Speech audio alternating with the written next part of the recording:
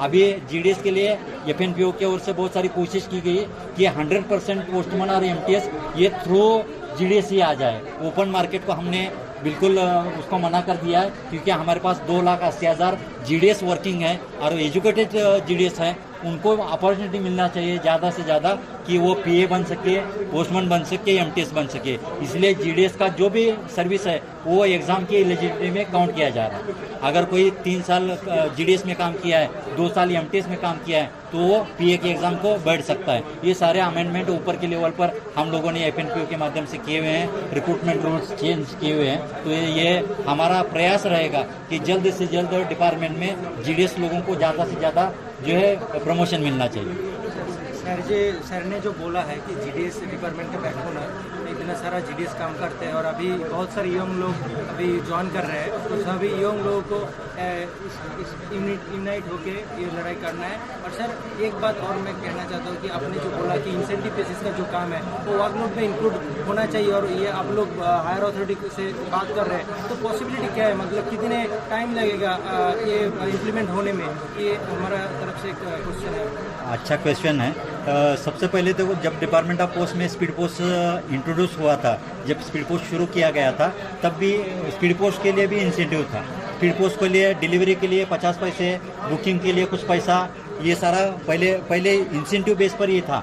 जब वो अच्छा चलने लगा, स्पीड पोस्ट फेमस हुआ, स्पीड पोस्ट अच्छी तरह से रन होने लगा, तब डिपार्टमेंट के सामने हमने सुझाव दिया, सजेशन रखा, डिमांड की कि हमको स्पीड पोस्ट का टाइम फैक्टर मिलना चाहिए, क्योंकि हम ड्यूटी आवर्स में काम करते हैं। पोस्टमैन का काम करते करते स्पीड पोस्ट का डिलीवरी करते हैं। तो डिपार्टमेंट इसके लिए राजी हुआ और हर स्पीड पोस्ट डिलीवरी के लिए 2 मिनट का टाइम फैक्टर मिला। इसी तरह हम आधार और आईपीपीबी के काम को कर रहे हैं कि आधार का काम जो है उसको इंसेंटिव मिल रहा है। आईपीपीबी का काम चाहे अकाउंट ओपनिंग हो, चाहे डिपॉजिट हो, चाहे विड्रॉल हो, चाहे एईपीएस हो, जो कुछ है वो इंसेंटिव बेसिस पर काम कर रहा है। आईपीपीबी अभी शुरू हुआ है, 5 साल हुए हैं से इंट्रोड्यूस होके। आईपीपीबी का अगर सही तरीके से रन हो जाएगा, जिस तरह स्पीड पोस्ट आज अच्छी तरह से रन हो चुका है, आईपीपीबी अगर ऑल ओवर इंडिया के अंदर अच्छा रन हो जाएगा और वो बेनिफिट में आ जाएगा। अभी उम्मीद है कि हमको इस साल में हम 20 करोड़ से आईपीपीबी बेनिफिट में आ सकता है। तो हम लोग अपने डिमांड को जस्टिफाई कर सकते हैं कि आईपीपीबी का काम जीडीएस अच्छा काम कर रहा है, इसलिए आईपीपीबी बेनिफिट में आया है। तो आईपीपीबी का जो भी टाइम फैक्टर है, जो भी हमको काम कर रहे हैं, उसको टाइम फैक्टर दे दो, उसके नॉर्म्स बनाओ और हमको टाइम फैक्टर में जिस तरह स्पीड पोस्ट का मिला था उसी तरह आईपीपीबी का मिलेगा। तो हमारा वर्कलोड जो है वो इंक्रीज हो जाएगा। हम जस्टिफाई करेंगे कि हमारा काम 5 घंटे के ऊपर जाता है। सर ने जो बोला कि तो हमें ये ट्राई करना होगा कि हम ज़्यादा से ज़्यादा काम करके ये आईपीपीबी का प्रॉफिट अगर जनरेट होगा तो सर लोग भी ऊपर अथॉरिटी में तो जस्टिफाई करना पड़ेगा। जो हायर अथॉरिटी बोलता है कि कहाँ काम हो रहा है, 4 घंटे से ज़्यादा काम नहीं होता है।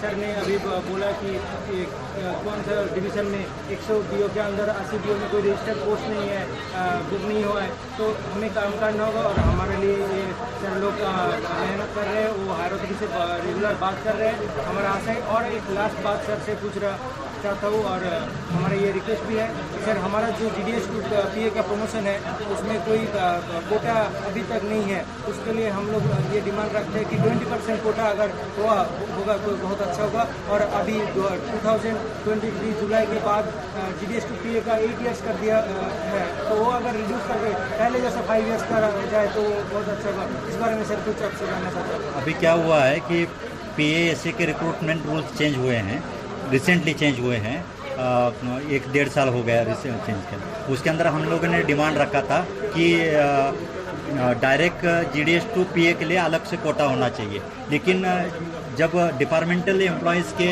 जो रूल बनते हैं, उस रूल के अंदर उस रूल को बनाने के लिए डीओपीटी का परमिशन लेना पड़ता है, क्योंकि पीए का ग्रेड पे 2400 है, 2400 ग्रेड पे है।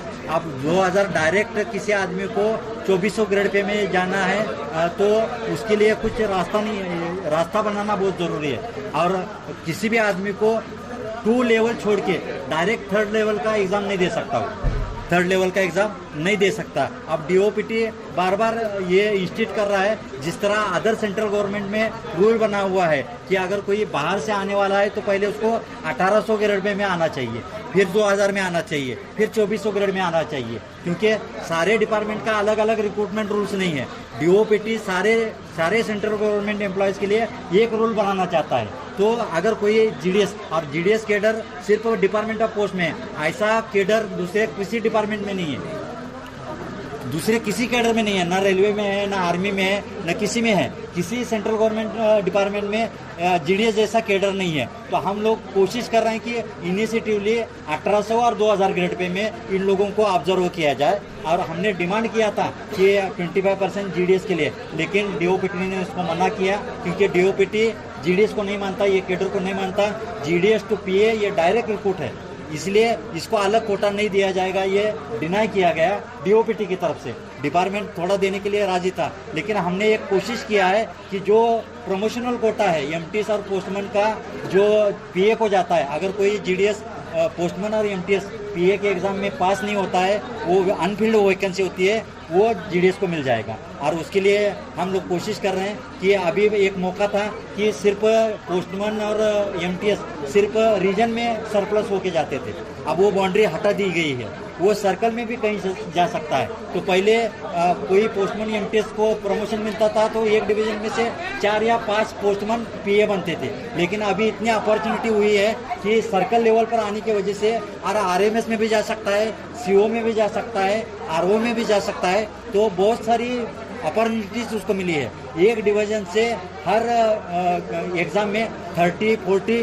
जो है पोस्टमैन सरप्लस में जा रहे हैं। अगर वो डिनाई करते हैं तो वो ऑटोमेटिकली जीडीएस को मिल रहा है। तो अभी ऐसा टेक्निकली अगर देखा जाएगा तो 10 से 15% लोग जो है वो जीडीएस को